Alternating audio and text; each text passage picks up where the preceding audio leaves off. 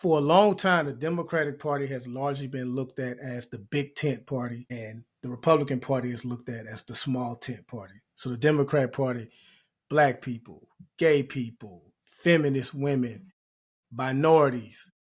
Well, we welcome you all. You can you can think how you want. You can be any ethnicity. We welcome you all. Republican Party, straight white males and traditional anti-feminist white.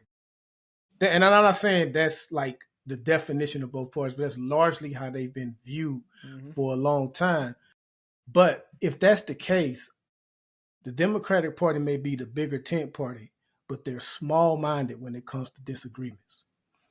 Too many times, people on the left will stay home over one issue. They may agree with the nominee on 80 other issues, but two of them they disagree on is like, I'm staying home. They won't use pronouns, so I'm staying home. And so now you let a guy like Agent Orange get into office, and we're looking at a 6-3 conservative Supreme Court now.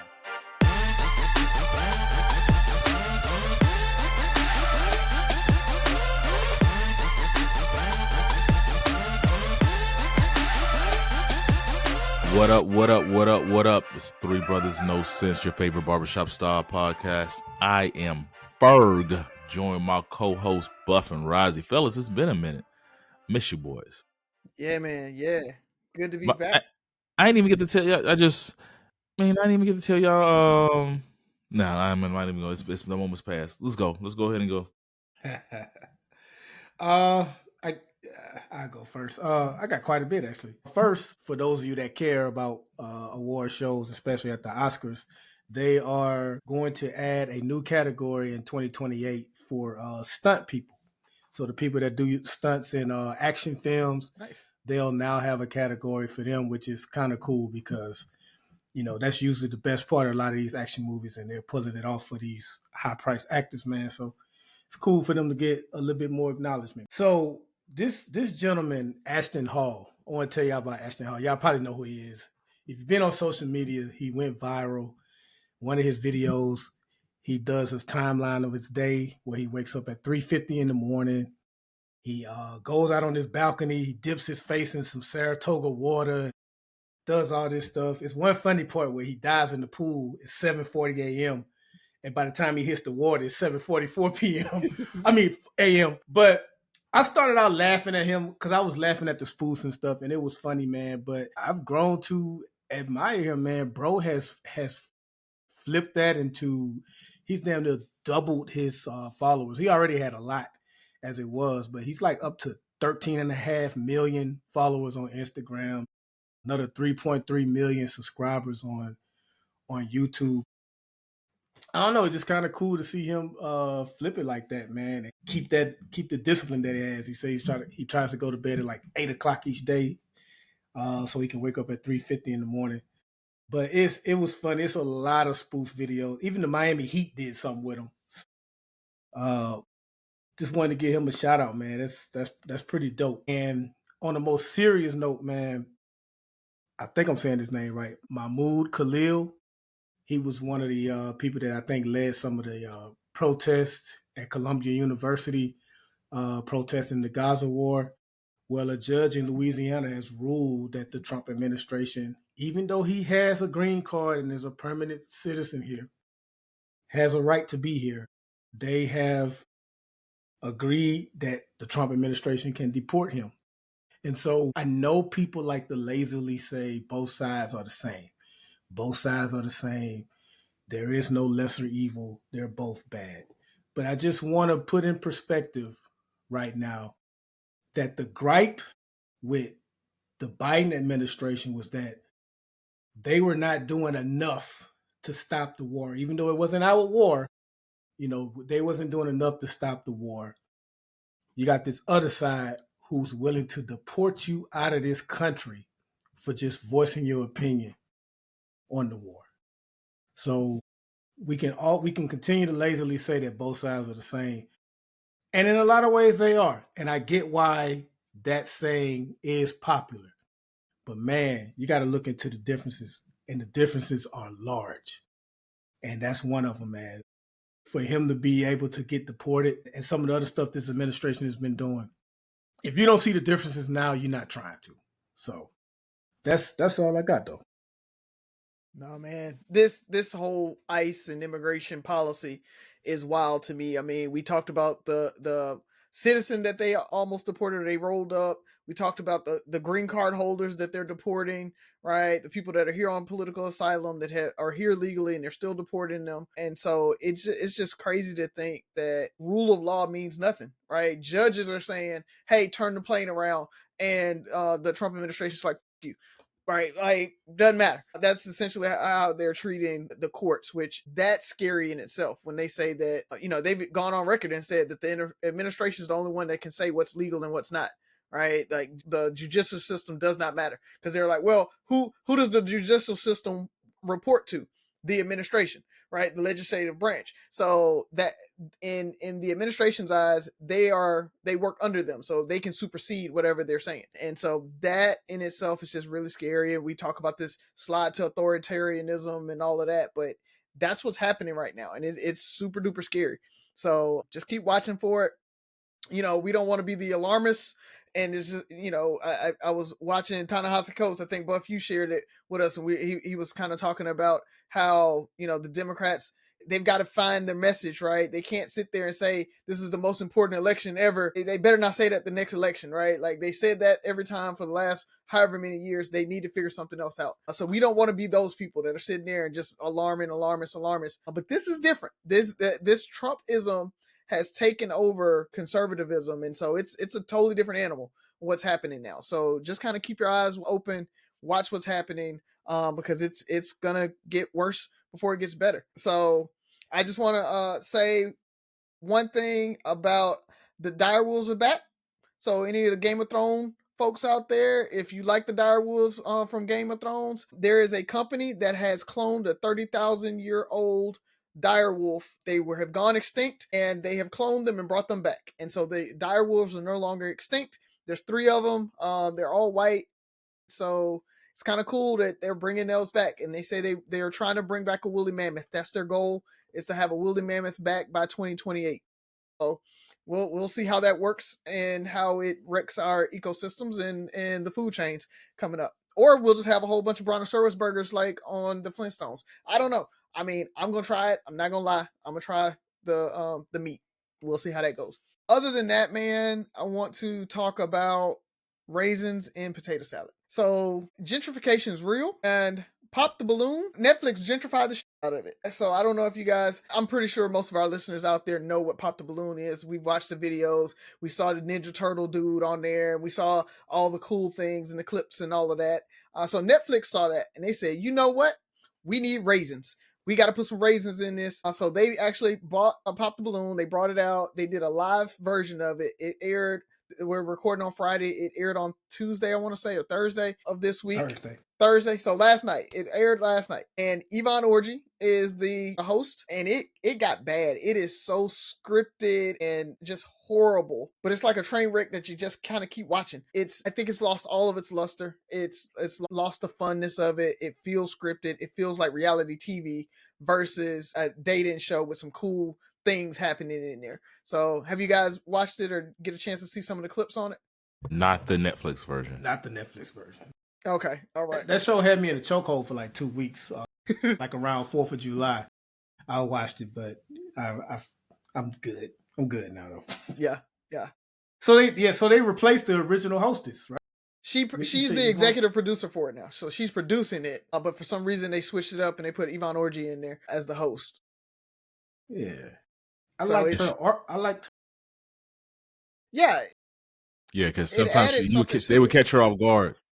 Yeah, I guess Yvonne Orji, being a comedian, is more so trying to facilitate, because she didn't really facilitate a lot. The contestants or their daters were entertaining enough generally. It seems like the people you're talking about are less entertaining, therefore the host has to. No, that's the problem, is that it becomes this cartoon, because they brought out, I only saw the first 2 people. The first person they brought out was a reality TV star from like the challenge or whatever. You know, he had been in reality TV, and so that there's not like this regular everyday man feel to it, right? And everybody's trying to get their quippy like clips in, and you know, because they want to make the cool video or the viral video, and so they're trying to get those moments in. And that's why I mean it just feels scripted. It feels like reality TV versus like a dating show. Okay, so it's run its course. I think so. I hate it for the producer, the original host. I can't remember her name, but I hate it for her. Right, she got the deal and everything, but I don't see it lasting much longer because it's pretty bad unless they write the ship. Right, I mean it's a live show, so and they bought a season already, so I'm pretty sure Netflix is going to do the whole season. Maybe they'll write the ship and they'll bring some regular people on, and you can get kind of the cool conversations out of it. And Yvonne Orji's not taking up half of the show making jokes and doing all that, because that's really what it is. And so it made it even more cartoony because she's on there. So I don't even know if I like her as a host for this type of show. So that, and finally, I want to just say Donald Trump one more time, because he has lost me a lot of money. I think he's lost to pretty much everybody a lot of money with his trade war and everything that's going on with that, and it's making me mad. And Hooters had to file for bankruptcy because of it. So I don't know if it's because of that, because they filed for bankruptcy. But Hooters filed for bankruptcy because, I mean, a lot of them don't have Hooters anymore. Like I think they lost their niche because they stopped like doing the Hooters thing. It was like now you got to actually have good food, and Hooters doesn't have good food. Let's be honest. You never went to Hooters for the wings. So, you know, when they started kind of just hiring everybody, and I think they lost a lawsuit about that, right? They were calling them models, and so they really could not hire somebody because they didn't look good enough or whatever. And I think that kind of went out of the window. And so when they lost that, the brand's taking a huge hit. So it's going the way of Red Lobster. So we'll see if they can get turned around with the bankruptcy. But that's it, man. And my 401k. Oh God, my investment. Well, I'm not retiring anytime soon. I just refuse to look at it right now. I think that's the best approach. But so I guess I will say it. I mean, it's a little late, but happy belated Liberation Day, because that's where we're at now. Yeah. What'd you guys do for Liberation Day? Lost $11 trillion. That's about it. Cried a little bit in the corner. It's a similar day. Yeah, pretty much. Yeah. This dude is entertaining at the least. And speaking of Trump, I just realized one of my coworkers lightweight tried me when we had our national sales conference a few weeks ago, and it was late. We were talking, and it was one of those conversations where we're shooting, and I'm trying to break away from the conversation. And we were talking about this particular incident and how we were going to leverage certain things. It's like, you need to read Art of the Deal, and I'm like, yeah, I've heard of that book. I might check it out. And then the day was over. I got to the airport, and I'm getting ready to. I was like, I might get it on Audible. And as I'm typing it in, I'm like, hold up. Did she just really? Man, I was livid. Like, man, why would you think I would want to support anything or listen to anything or watch anything or read anything that this dude has to say? They legitimately think he's smart, and they legitimately think that the Art of the Deal was written by him, but it wasn't. And they feel like he is following the Art of the Deal with all of these decisions. And so that's why they're trying to say, read that and you'll understand what he's doing. Yeah, well, these tariffs are kicking people's butts. It's already kicking. It has companies like mine on a chokehold right now, trying to figure out what's next. So it's very, very, it's very weird. Secondly, or thirdly, or point C, man, I'm excited. I'm not a horror film guy, but I'm excited to see Sinners. Sinners, yeah. I think I sent it in the group today, the trailer. So it looks good. I think that's gonna be Ryan Coogler, with Michael B. Jordan, and Michael B. Jordan. I think that's gonna be a dope movie. I've heard nothing but great reviews. They said that the screening audiences were erupting like it was a Marvel comic release. It's like it was just that enthusiastic. It was just such a great showing that they're clapping and whistling and doing standing ovations during the middle of the movie. So we shall see. I don't think I'm gonna stream that one. Yeah. I just got to get this wife of mine to go see a scary movie. But Yeah. that's kind of all I got, man. There's a bunch of stuff we can talk about, but let's go ahead and get into the questions. Where is young Sophia? She is at a play at the school. So this is her first like school activity that she's there by herself. You know, I dropped her off at 6:30. We got to go get her at 8. So her homegirl is with her, and so her homegirl's mom's gonna get them at 8 o'clock. But she is doing her own thing in the middle school stuff. So I feel a type of way about that, but at the same time, I'm excited. I'm proud for her. So she gets to kind of do her own thing. Does she have a phone? She has her own cell phone, or Yeah, she's got her phone. okay? What age was she when she got a phone? Middle school. So she was 10, 11. She was 11. So she got it this year. Yeah, she just got it this year when she went to school. Okay, Sky is begging for one. We're like, when you go to middle school. Yeah. That's what makes the most sense to me. I mean, especially with me being right next to the school. Like I was like, there's no reason why, right? In elementary school, there's rarely any time that they're staying after school.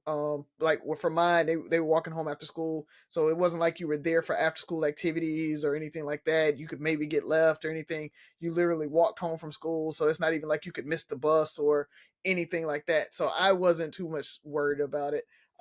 But she rides the bus now to middle school, and so I was like, all right, it's time to get a phone because I want to know if something happens to you on the bus. I want to be able to track where you're at, right? She's doing after school activities. I don't know if debate's getting canceled one day or not and everything. And so I don't want her having to like go up to the office and be like, hey, debate got canceled, come get me. And now I'm, 20, 30 minutes away, type thing. So that's really why it was like, it made more sense for her to have access. She got a real phone? Yeah. She got like an iPhone, like 13 or something like that. Oh, so that probably runs about $1,200 now. Probably now, but I got it free, right? Like right it to was your like tariffs. Whatever it was, whatever the free phone was with the new line. That's how I ended up, getting her a phone. So, because she started out like, I want a 16. I was like, no. So I was like, maybe next time she can get like the most current, because she'll have a trade in at that point. So she can trade up and whatever's a free phone at that point, she can get a new one. So that's how we'll work it.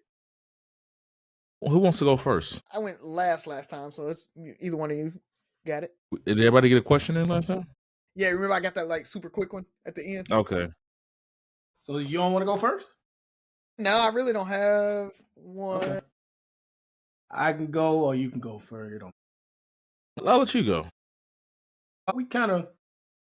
Me and Rising kind of touched on politics a little bit. So it's no secret that Democratic voters, people on the left, have been screaming and demanding for the Democratic Party, the politicians in the party, to fight back, fight against this administration. And we saw them pretty much lose their shit when Senator Schumer decided to vote along with the CR, the continuing resolution. So my question to you two is, okay, people want them to fight. What does that look like? What do you guys want to see the Democratic Party do to fight against this administration? Learn boots on the ground. I don't for me, I really don't care if they fight or not at this point. I want them to almost silently protest, right? Don't lend a vote. And so literally make the Republicans do their job and them figure it out. I know why Schumer let it go. He went for the continuing resolution because if not, then during a government shutdown, since you don't have any funding allocations, Donald Trump gets to decide what gets to keep going and what doesn't. And so it's literally like giving him a blank check to decide what to shut down at any given point, and then to try to get it reopened and ramped back up once you finally do get a budget approved. It's harder. And so Schumer kind of looked at it like, hey, I'd rather us go ahead and do a clean bill and reuse what we had last year. So now he can't decide for himself what runs and what doesn't. And so that's, I think, was his explanation, and it did make a lot of sense on that. So I agreed with him continuing to keep the But we always talk about the Democrats don't do a good job of getting the message out, right? They don't do a good job of making people understand why they're doing things. But for me, I'm like, vote no on everything, and like, Republicans, y'all got it, y'all own it, good or bad, whatever happens, y'all got it. And that would be the fight that I would, because they don't really have much power. You saw you said it, Cory Booker talked for 25 hours and it was performative. It didn't change anything, it didn't stop anything, it slowed down progress, it made Buff have a whole lot of overtime. Other than that, he ain't really do much, right? And I said, so this whole fight thing is a stupid argument. I don't know what they're gonna do to fight. I think that what they need to do is go back in the back room and they need to figure out how they're gonna connect with voters and those white middle class voters that they're losing. That 16% of black men that they're losing, right? The Hispanic vote that they're losing. They need to figure out what to do with that, right? I need them to go back and figure out and regroup and get a better plan and a better platform that actually like resonates with the base and with extra voters, so that they can win some of these states that they just can't win right now because Trump just has them in a chokehold. That's what I want to see him do. That's the fight that I want to see, is gearing up for the next election cycle versus trying to just do these performative things that really aren't going to stop anything. Is going, all of these things are going to get passed, are all going to continue to go. Just vote no and keep rolling on it, and just continue to sound the alarm. I think that's the other part about it, and I think they're doing a pretty good job of that, right? When you talk about what's the chick that AOC? no, Jasmine not Crockett? AOC. Crockett. Jasmine Crockett. Yeah. I mean, Jasmine Crockett, I think she's killing it, right? With her sound bites, and she's getting media attention and everything like that. I think they need to do that, right? I don't think they need to go and try to explain their platforms and all that anymore, because we've tried that. It's not working, right? You need some sound bites. You need cool things. You need to sound like, and maybe that's what they're saying, is you need to sound like you're fighting, right? You need to be the tough guy back, right? You can't be bullied, and when you're dealing with a bully, you can't shrink back. You can't talk sense into the bully. You can't be like, hey, you shouldn't do this because it hurts other people. The bully does not care, right? The only thing a bully understands is you punch him in the mouth. And so I think that's what they really need to do, is just get in there and do what Jasmine Crockett's doing. Do what Cory Booker even did. He did it eloquently in there, but at least he called out some of the hypocrisy, and he even kind of called out the Democratic Party a little bit in his speech. I think they need to do that. They need to get up and just be very plain with people, and don't let the Republicans just steamroll them and get over on them with all their lies, because they're loud and they're wrong. We need to be at least loud and right. We can't just be right. We need to be loud and right to be able to get across to people. So that's the fighting that I want to see them do. Since when has being right ever mattered in politics?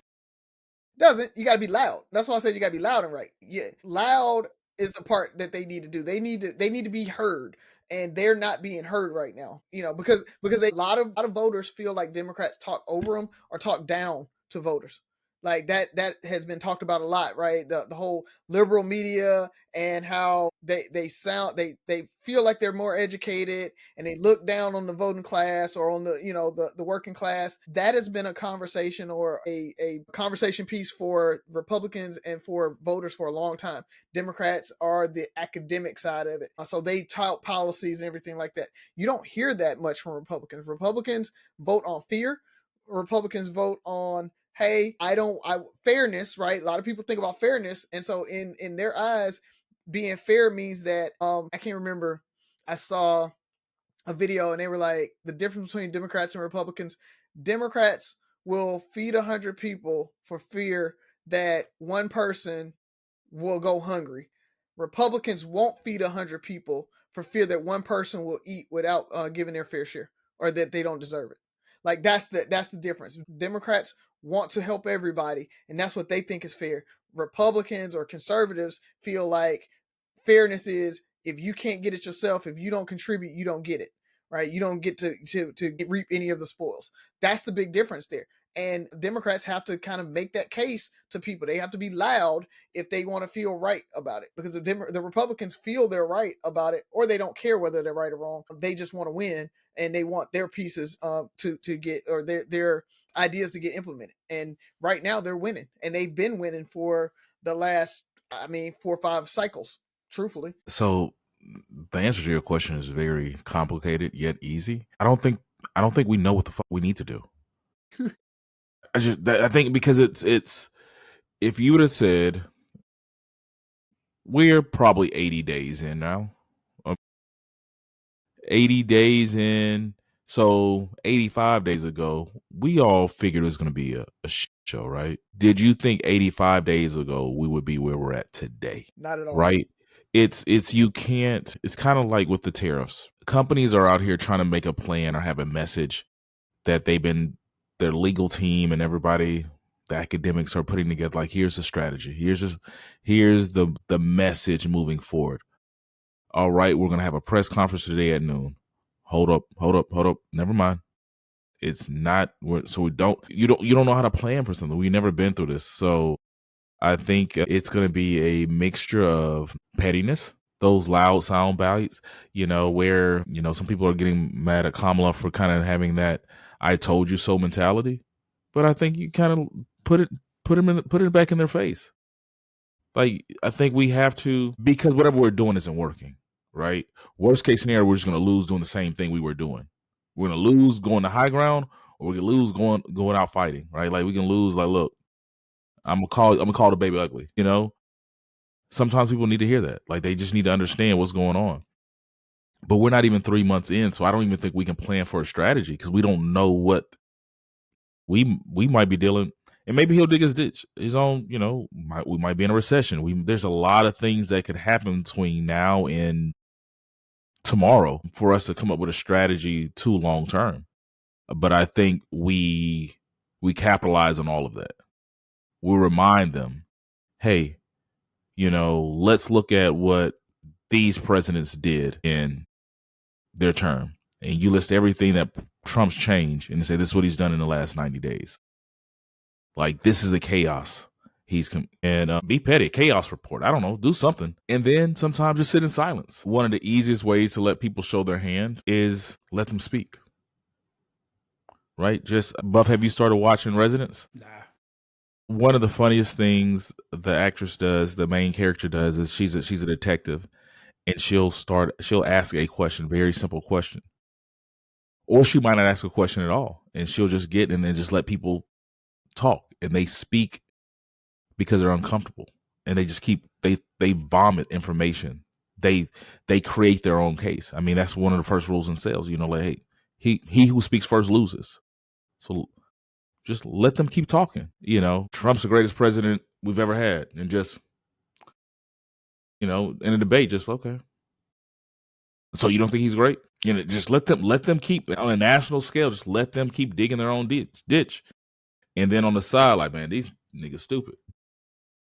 I don't think there's a high road we can take. I don't think we're going to out politics them. I think the world is changing so fast. I just don't know. They're going to have to be cooler than what they are. I think the world we're living in, the country we're living in, people like to see the world burn. They're entertained by it.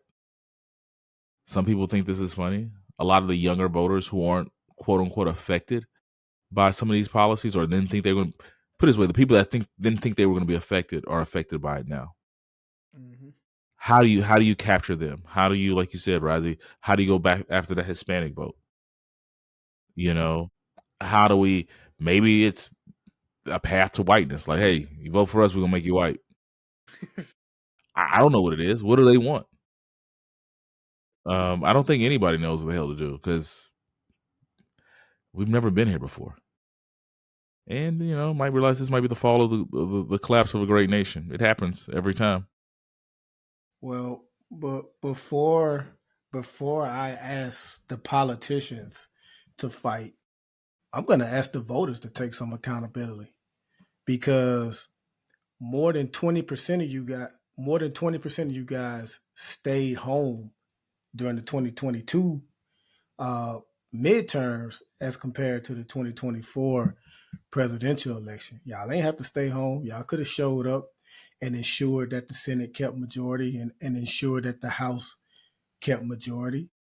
It was 3 million less of y'all in the 2024 election compared to the 2020 election.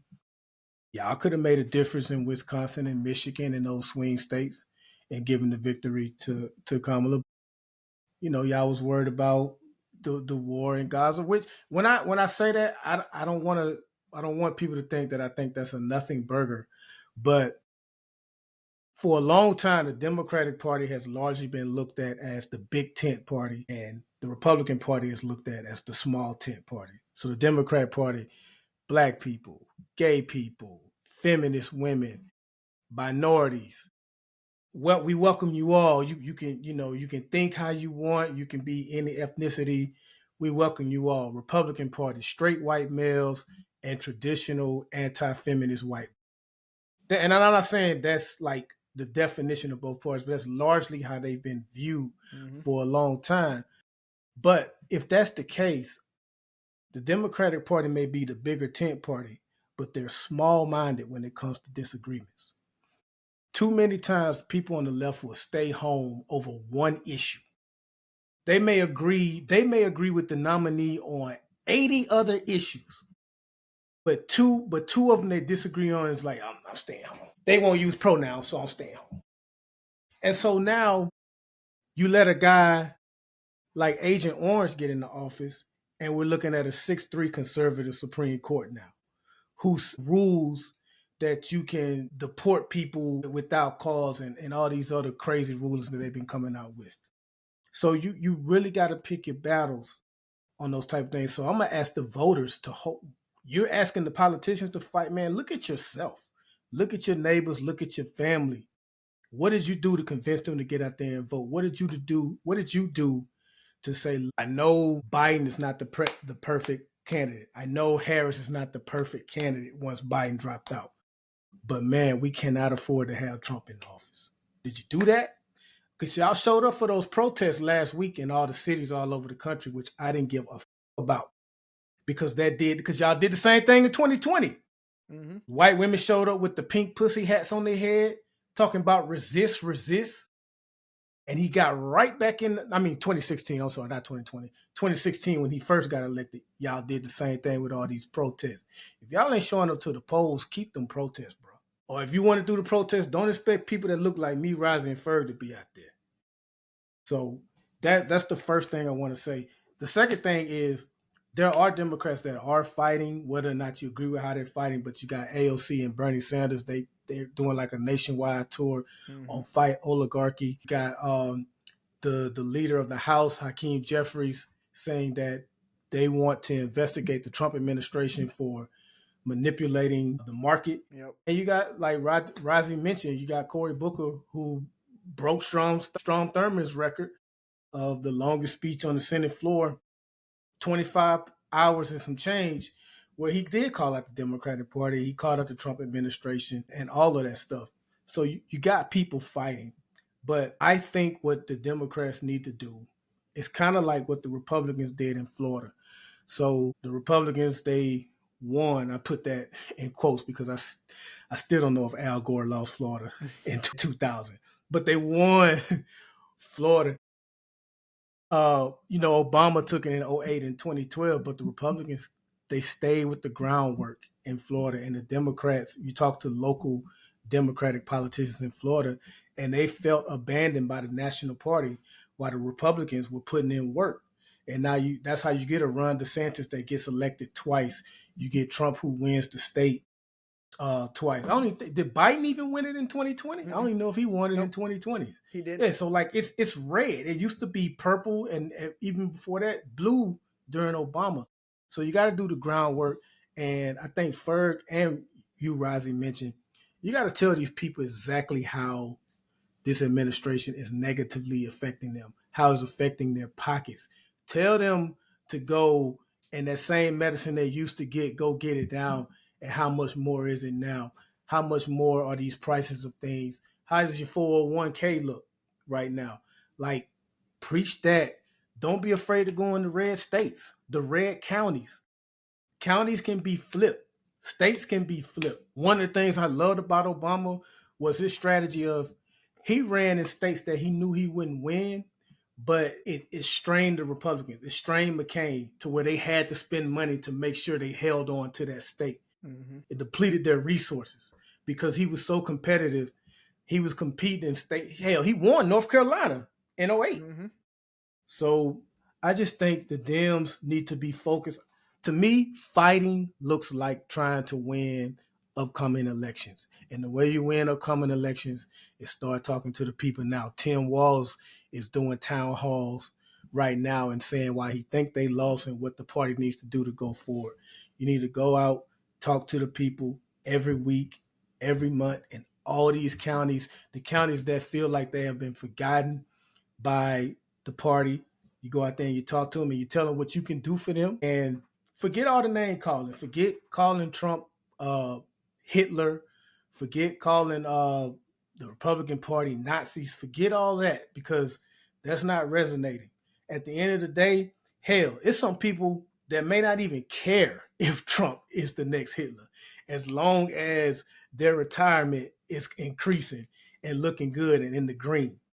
So just get out there and get your mess. Get better at messaging. Like you said, Rozzy, they're bad at messaging. Get out there, get your messaging. I always say they need their version of Frank Luntz. Frank Luntz wrote the book Words That Work.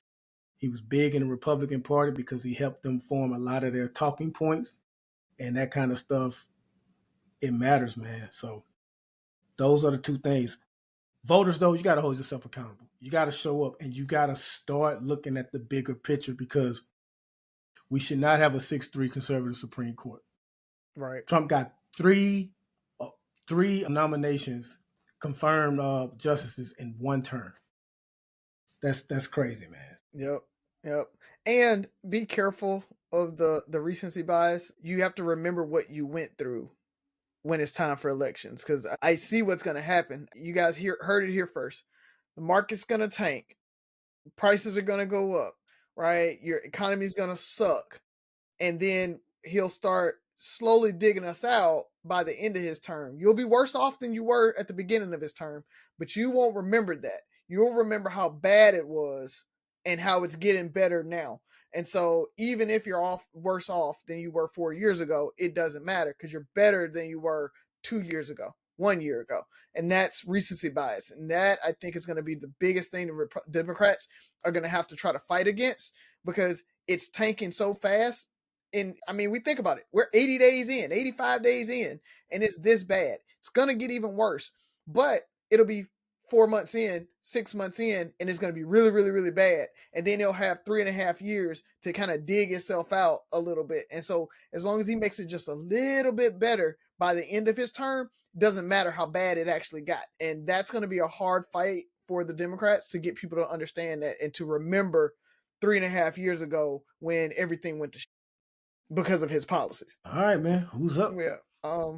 Did you have one, Ferg? I think I got one. It might be quick though on there. So I'll go ahead and toss it out. Back to Netflix. You know, we talked about Pop the Balloon and how they put the raisins in a potato salad. And this next one is, I'm scared as well, is they've ordered a Different World pilot. And what's weird about this is only Netflix's second pilot ever. Usually they just go ahead and, order a whole season. And I'm really worried that they're going to make this pilot and not pick it up because either it's not good enough, or they feel it's not good enough, or it doesn't, resonate with people. They don't market it so people don't watch it, or whatever it is going to be. Really worried about that. I want to ask you guys, does it make sense for Netflix to get a pilot for a Different World? And are you excited? Do you really want to see a new Different World?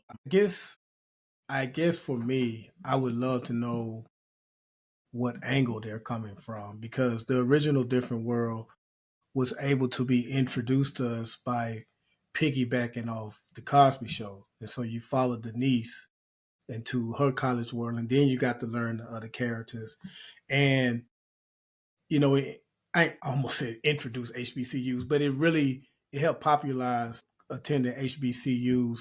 But I think a lot of people also fell in love with the love story of the on again, off again, Dwayne, Whitley, his friend Ron, and Freddie, and all of them, and they're on again, off again love story. So are they doing it like Bel Air, where they're gonna just cast? No, it's gonna follow Dwayne and Whitley's daughter, I think, going to college. She's going to Hillman. So you'll have kind of a little bit of continuity, right? Okay. You'll see Dwayne and Whitley every once in a while popping in. He was a professor. Remember, he was a professor there. So yeah, so he may still be, or maybe a dean at this point, or something like that. Where he's a show, like on the show the whole time. So That could be dope. I'm open to it, man. I'm open to it because Lord knows I love Bel Air and the reboot, so I'm open to it. I think part of your questions too was should they do more than a pilot? I definitely think it should have gotten a whole season, but hopefully that works out, man. But I'm interested in it. Did they explain why they only doing a pilot? Nope.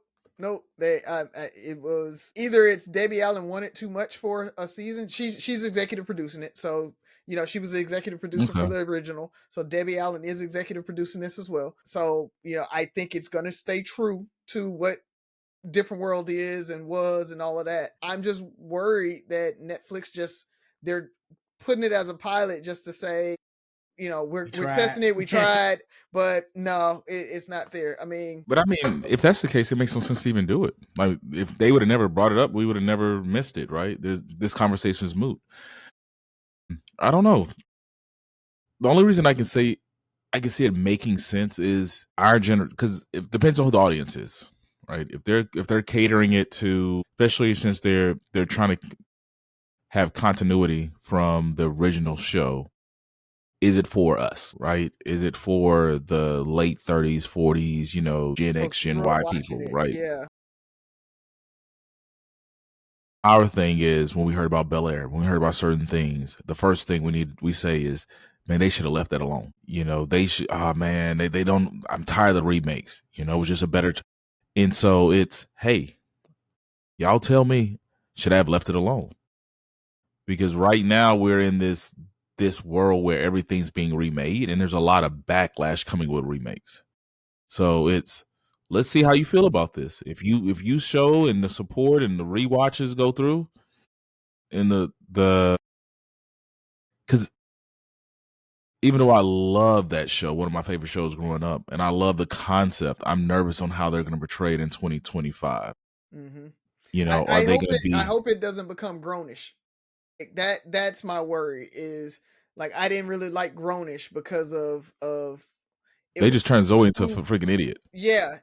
Like, it was no accountability. There was no excellence. Like, she was such an excellent student, right? She was such an excellent kid. And all of a sudden you get to college, and the thing about the Different World, they showed Black excellence. They kept it, lighthearted because it was Cosby, but they hit on some real subjects. They hit on some real things. And how do they do that today? Like, is their daughter going to come with lace front and freaking baby hairs and eyelashes? Like, is that the version of her you want to see?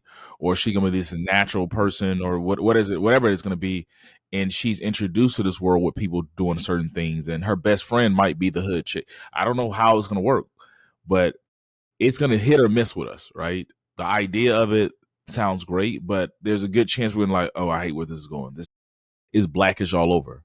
Yeah. How do you appeal to our generation versus, hey, we're barking up the wrong tree. You guys don't want this. Have they done another show like this where they just did the pilot? He said, they said one more show, or this is the one first other time? show. I don't know what the other one was, but this is only their second pilot ever that they've ordered. And it may be because you remember Bel Air was greenlit after the video. Yeah, it was just like a YouTube video. Like, they did a fan fiction remake, and then it caught on and it caught fire. And so maybe that's what they're trying to do, is kind of that same where we know we're probably going to do a season, but we're going to film this pilot and we're going to drop that and see, to your point, Buff, like the reaction, right? Does it hit home? Is people talking about, are people talking about it? I hope they have the chick with the lace front and the baby hair. I hope that, because that's their daughter. No, not as their daughter. I'm just saying, I hope she is a Whitley clone, or a little bit of Dwayne Whitley mix, right? Where Dwayne brought a little bit of that hoodness. So maybe she is the normal kind of run-of-the-mill kid. But I want that. Like, Grownish didn't have that. Grownish didn't have the just like real ghetto chick. Like, the closest they had, I think, was Chloe and Halle that were from the hood supposedly, and everything in Grownish, but they still weren't like really hood. Right, they and that's a Kenya Barris thing anyway. He really does he tries to show Black excellence from a like positive lens, instead of just kind of showing some negativity to it. Even in Grownish, right, the mom and the dad, they were supposed to be kind of your hood old Black people, but they still weren't like hood. And so I think I want to see that. I want to see, because I mean, Fer, you went to HBCU, right? Like, you get the gambit at an HBCU. You're gonna have that dude that's selling drugs, right there it happens. They weren't selling drugs. Somebody was selling drugs. Let's be honest. Well, maybe they got kicked out, and then like I knew it was selling drugs, and they lasted a season, a semester. It is like we see enough of that. Like, why do we have to? We got every show with young black people. You see the same thing. So why do it again when you have the one show where you can sit down with the young kids and show black excellence?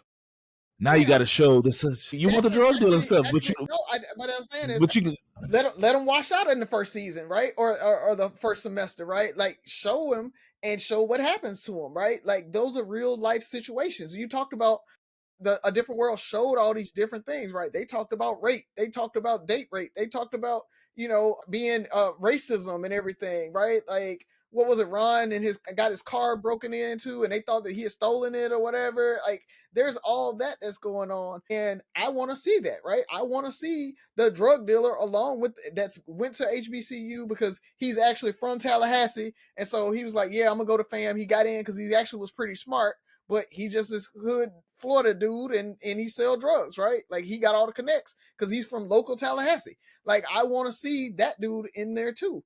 And what happens, and maybe we can have a story arc around him, like either getting caught and them saying, "Hey, you got to stop," and maybe saving him or whatever. Like, that's a storyline right there. But I want to see that. I want to see all of that because it happens in real life. And that's I think the problem with Grownish, and that's a problem with some of these that are happening right now, is some of these shows just don't bring it in. Like, they say, okay, I only want to show this positive stuff, and then it starts feeling fake. Maybe that's the reason the show won't work, because we want to see two different things. I think you can have both within the show. I think you can if they do it. Let's look at Bel Air, right? Mm-hmm. The only drug dealer is a white dude, right? You're like, it's we're but why isn't Carlton a drug dealer? Why does it have to be a black drug dealer? Like, to me, Bel Air did it really well, where they showed some problems, but they're not making black people the problem. Like, we don't always have to be the problem. We can have a show where, hell, the Cosby Show was fake, a lawyer and a doctor, but it gave people aspirations to do stuff. Like, we're so used to seeing us, like, every black show you show is the same thing. Well, Bel Air has several black characters. Carlton uses drugs. Will has anger issues. He like flies off the handle. Yeah. Will's dad. Yep, in this later season. But they kind of started creating more drama, and that was what season? We're in season 3 or 4 now. 3 now. Well, Carlton's drug problem was season 1. Yeah. And I'm not saying. And again, this is a HBCU. It could be that the white kid is the drug dealer, right? I don't care, but I mean, like, I'm thinking a damn near 70, 80, 90% black cast. There's going to be a drug dealer in there somewhere. Like, they're going to get drugs, right? And then how do you kind of tell that story about somebody getting drunk or getting high, and maybe there's a date rape episode that somebody got high, right? Or like, those are things that happened in A Different World. And like, I don't want to whitewash over that. I don't want to just ignore that and just be like, oh, well, everything's hunky-dory. Like, there's going to be issues. And so there probably is going to be characters that have to bring that drama and bring those issues. And they're probably going to be black if you're showing an HBO. Okay, we don't want to see the same show. This is why it's not going to work. They're gonna do the pilot. Half of the folks are going to be like, it's too over the top and too nice. Just like he brushed over the negative black characters of Bel Air, you can highlight the black excellence so much that the character that Rozzy wants to see, that's not even the first, second, third, or fourth thing you think about when you think about the show, but you can still have it in there to have that realism. Yeah, I'm not saying make them a primary character, right? Like, but you never know. I mean, they might be like that. Hey, we formed the circle. We're in the class. We'll see what they do. I'm excited for it though. I really think it's gonna be good though. So we'll see. And again, it's Debbie Allen executive producing it. I really do think she has a good vision for it. My fear is that she's still trapped in the Cosby era, and it doesn't resonate with kids these days. And it feels. But the thing about it is, it for kids? So that's a question. Like, who are they making it for? Are they making a show for us, or are they making it for kids? I think they're making a family show, right? So it's something that tugs on us from a nostalgia point, but the kids are going to sit down and watch it too, so the family can talk about it. That was the beauty of A Different World, right? It was like, our parents were watching it with us. It wasn't just us watching it. And so I think that's what they should be, or trying to make, is something that can bridge that gap. When is this supposed to air? You know? They just Did they announced say? the pilot, so I would assume maybe 6 months, 8 months from now, right? They gotta like get the cast together, film it, edit it, and everything like that. So we'll see. I'm excited to talk about it when it drops. Can't wait. Yep. We got time to slide one more. Yeah, let's do it. All right. So it's funny. Well, do I want to do that question or? All right, I'll do this question. I was going to save it for when we had the ladies on.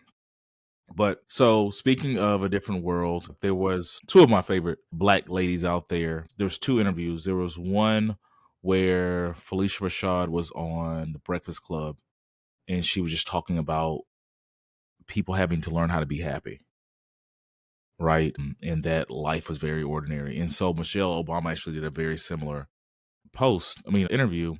And some of her quotes were for people understanding most of life is just ordinary. And she feels people are searching for this impossible feeling of continuous feelingness of happiness. Like it's just like people are just romanticized about how life is supposed to be. And so my question is, do we romanticize about happiness? How do you define happiness? Like people feel like they should always be happy when you're dating and something like that. There's all these things, the gifts and the all the stuff, work. You're supposed to and they kind of talked about the younger generation, and that's what one of the conversations was about. And then also in dating, people just feel like happiness is. And when I answered, I'll give my opinion, but do you think we romanticize too much about happiness? And what is your definition? I think we do. I think social media has definitely multiplied that times 20. And it's why I think so many people get depressed looking at other people's social media lives. And we all know people present the best version of themselves on social media. And so even what you're seeing is not the total story, but to the viewer, they're not looking at it that way. They're looking at it as, damn, man, Rozzy out there in Vegas for the Spence fight. Damn, Rozzy at the Rick Ross show. Damn, Ferg at the Black Rodeo. Like, God, man, I ain't doing nothing. And like they feed into what other people are posting and get depressed. And so they are chasing that happiness that they think everyone else is having but themselves. And I think even before social media, it's been, what'd you say, romanticized? Mm-hmm. Before I give you the definition of happiness, I think we should always pursue peace. I think peace is more important than happiness, because if you're in a constant state of happiness 24/7, then I mean it gets stale. What is happiness? You're not happy at that point. You're content. Right? Yeah, it's like, that's just a normal being. Mm-hmm. Happiness is when you have this. To me, is when you have this feeling of elation, when things are so good compared to the normal everyday life, your day to day or whatever, that you're having, usually includes like having fun. Like I say, you have almost like a feeling of euphoria, you're elated, things like that. So there's no one thing that can make you happy, but you know it when you have it. And I think just because you're not happy, that doesn't automatically mean you're sad or depressed. I prefer just pursuing peace. Like, you can call it happiness or what, but sometimes just chilling on the couch with a couple of off days coming up and not having anything to do but just do what I want to do without any time constraints or deadlines. That's peace to me. And some may call it happiness. So maybe they're one and the same, but that's all I got. But I think you should pursue peace, because if you're happy all the time, then I don't know what's fun about that, because you got it all the time. Yeah. I think people treat happiness like a drug, right? Like I feel like they are chasing the high of it. And I've heard that when you first time you do drugs, you get this high, and then you're chasing it right after. Like you can never get that high again. And I feel like that's what, Not just drugs. crackheads, Crack. yeah, crack, heroin. So I yeah. So I feel like that's what they're doing is they're chasing that and they want that high all the time. And to your point, Buff, like when you are trying to stay there all the time, that becomes the norm. And so now you're feeling like, oh, I need to chase a higher high because now this happiness is my norm, right? So I really feel like happiness is contention, right? Like you're just being content. And so to your point, that peace that you get, right? When you're talking about I found peace, I can sit at the house and not be depressed, but not have to do anything, right? For me, happiness for me is sitting down on the couch playing the video game and not having to worry about anything else, right? Not having to hear daddy, daddy, daddy, and what we're gonna eat for dinner, and get ready because we got to leave in 15 minutes because we got to be at this thing or that thing, right? It's just being able to just be peaceful about stuff. And so that's what I think it's got to be this just norm that you're looking at and just feeling like you have at least a little bit of high in it, and then those happy spikes.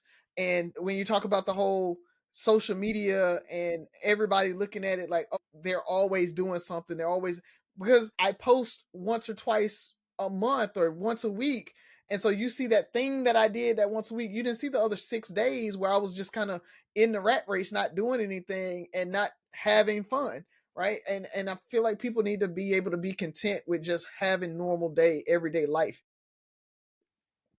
Seeing your person in the mornings, right, and waking up to them, or that type of thing, like that. I feel like is that happiness, right? You should be able to find happiness in that and not have it to be like, oh, we're going out all the time. To for you talk about the gifts all the time and all that.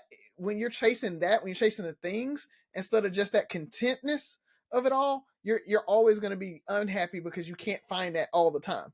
If that's the only thing that you want. I finished. Bet. Y'all made a lot of good points, Buff. I love the word peace, and as I listen to both of you guys, you brought up peace, and I think that's the key. Of course, I think the reason I brought the question up, I think we romanticize about happiness. I think we're taught that we should be seeking this happiness in so many things, social media, the books we read, for a lot of women, as soon as they find their prince, who's going to make them happy? What does every fairy tale end with? They lived Happily ever after, right? Yep. And that's the goal, to live happily ever after. Happy wife, happy wife, happy life, right? And nobody's just like chill. And so I look at life as like everything else is a bell curve. And former First Lady Michelle Obama just said people have to accept that most of life is ordinary. Most people are ordinary. And not just happiness in the things we do, it's happiness in who we are. Everybody thinks they're special. I'm different. And all this stuff is like, hey, you're unique, but you're not necessarily like, just be fine being you. Be at peace with who you are. And so I think the key is if you look at happiness, as we both all said, it's like a high. What happens when you're not on a high? A lot of people are on a low when they're on drugs, right? Like they crash, and it's the complete opposite of the high. If the high is here, the low is here. Peace is here. If you can find most of your life at peace, you're in a good place.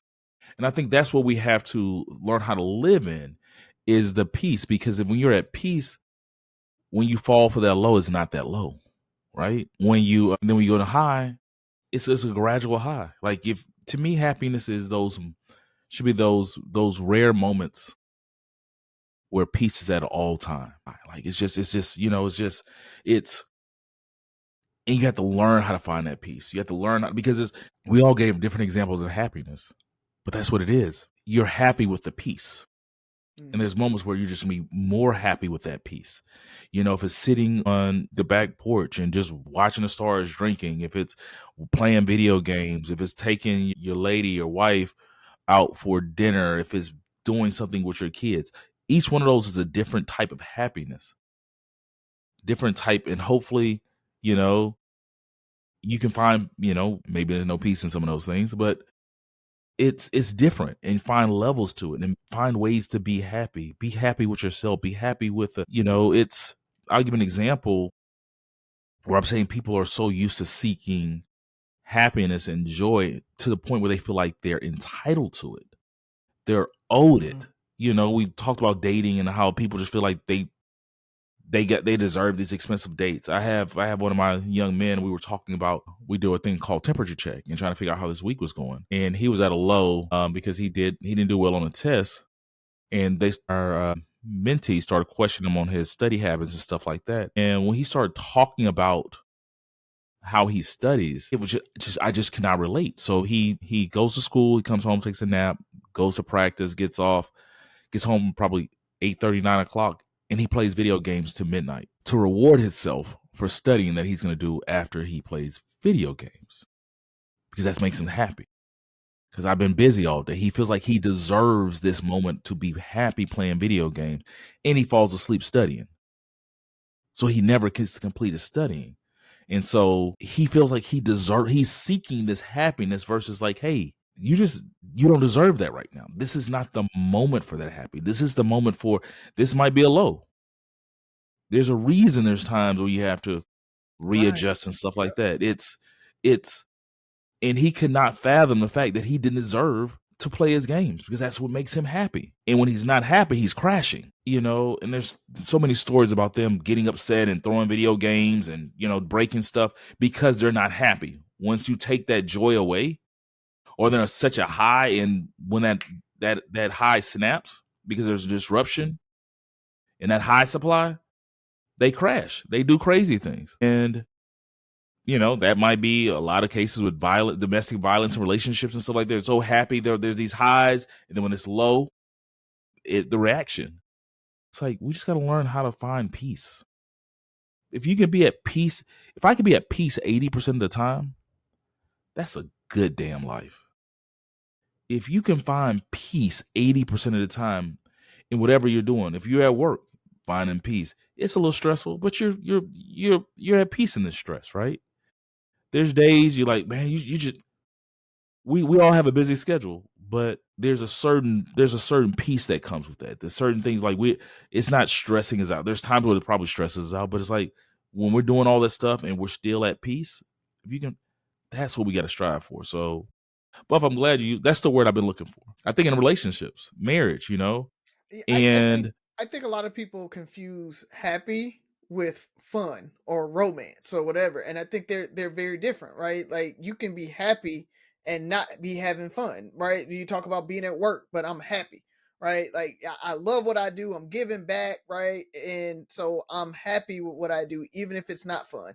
I'm grinding. It's as stressful as I don't know what, right? Military is probably a lot of that, right? It's a lot of people in the military really love what they do, and it's not fun 80-90% of the time, right? It is a grind, but people are very happy doing it because they're like, this is what I always wanted to do, or I really love what I do, and so I'm doing it even though it's stressful. Or in a relationship, right, doing things for your spouse that you might not like, but it's like, I'm gonna do it for them because it makes them happy, and that in turn makes me happy, right? So I'm happy to do it for them, even if I don't like doing it. I think the problem with your, the analogy or the anecdote about the lamplighter that you're talking about, right? He's mistaking fun for happiness. He needs to find happiness in his everyday life and what he needs to do, right? And find some balance there, right? I'm a gamer. I get it. You want to be able to game all night long, but I want to graduate high school too, right? I want to be able to go to college. I want long-term things, and what makes the most sense, and when can I get, when can I study versus when can I play the video game?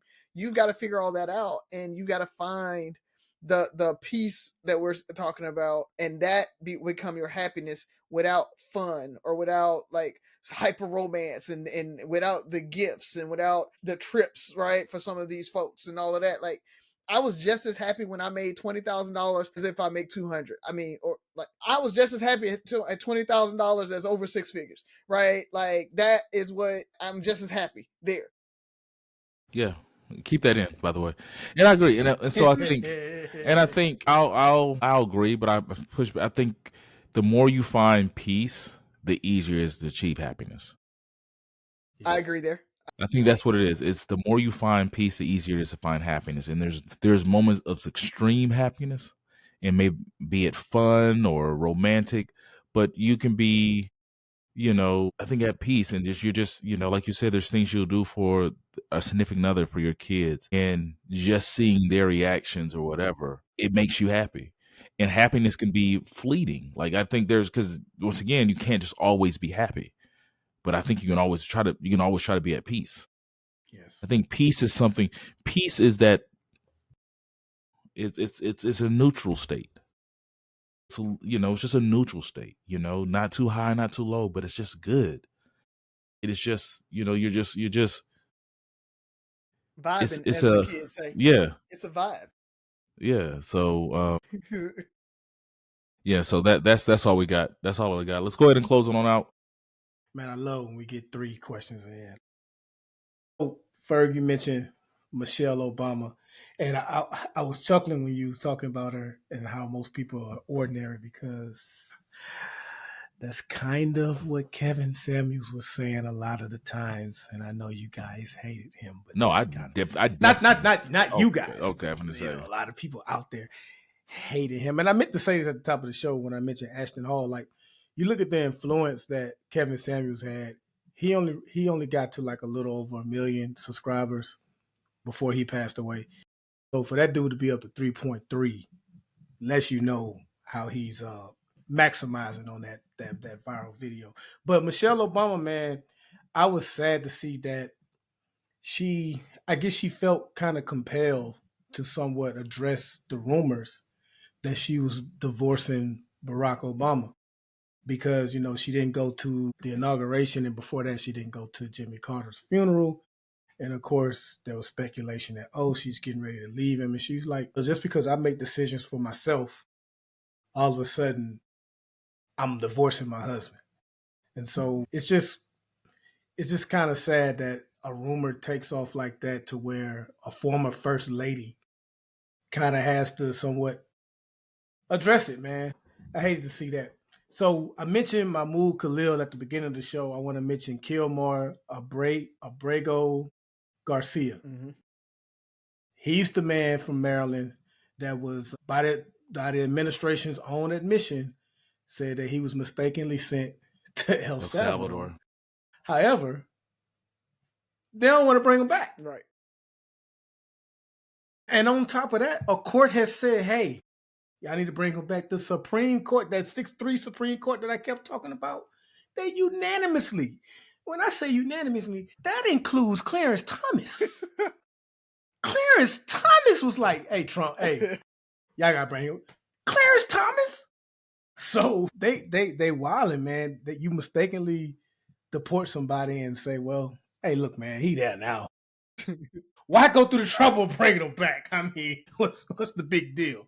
So that's the kind of stuff when you say both parties are the same, or in this case, I don't want to cast it on the entire Republican Party, but when you say both candidates are the same, those are the type of differences that matter, man. And last but not least, man, look, I still contend that it was not the, I guess, right thing to do. You shouldn't be suing in a rap beef. But if proven correctly, I kind of see where Drake was coming from, if he's proven to be correct. And he won the first step of this legal battle, to where he is now, his team is allowed to see contracts and everything with Kendrick Lamar's contract with UMG. And did they artificially inflate his numbers to make Not Like Us such the hit that it was?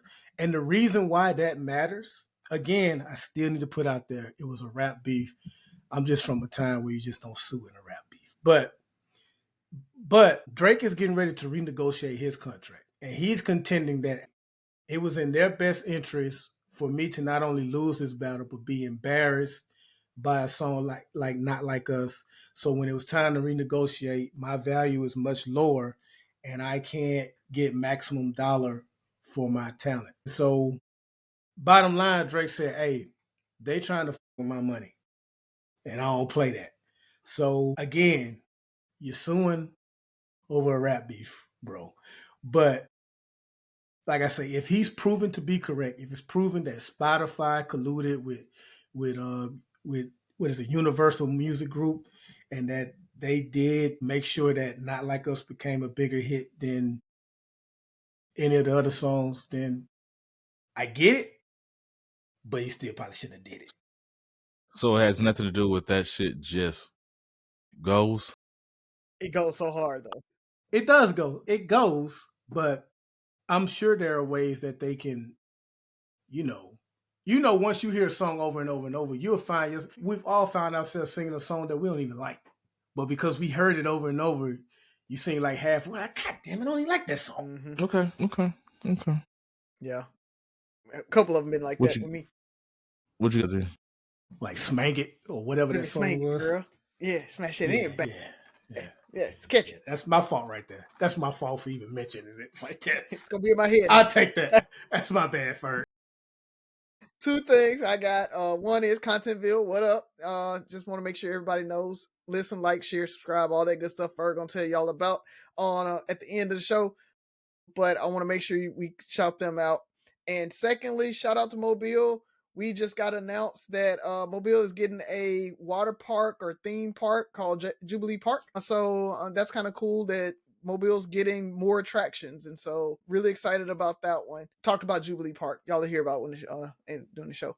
So those are only two things other than I want to shout out my kids, man. We opened up before the show, me and Buff were talking a little bit about I had a super busy weekend last weekend. Sophie won her first softball game of the season, so they were super excited. They were pumped.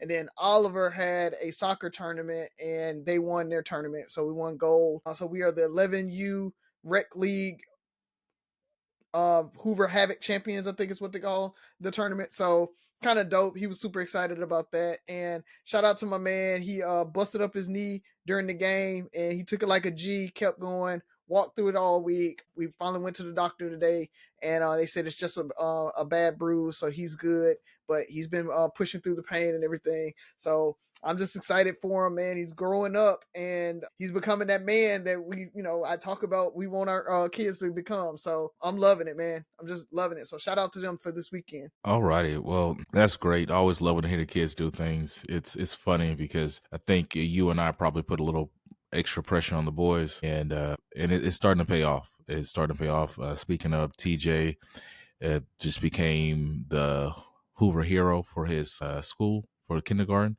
Great. He's been having an awesome couple of weeks. We were some times where we were just really worried about behavioral issues, but he's been doing so good. His teacher actually sent us a note yesterday. She's been out all week because she has pneumonia.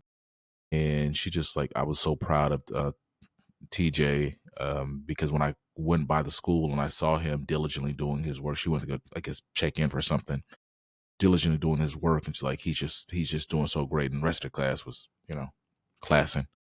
And so congratulations to him. Sky, just always super proud of her. It's amazing to watch her develop into such a beautiful young lady. But enough of that sappy stuff. I'm here to tell America that hear me out before you frown up your face. The Dallas Cowboys are America's team, or at least they're the team America deserves.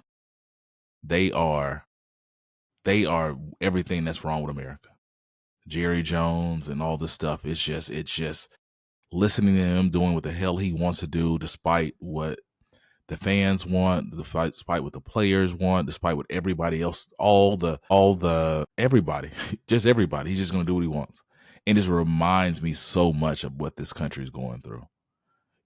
Despite the experts, I'm pretty sure he sees everything and hears everything. He has podcasts, he has radio shows that deal with the Dallas Cowboys and talk about them 24/7. They are America's team. They are the team that America deserves right now.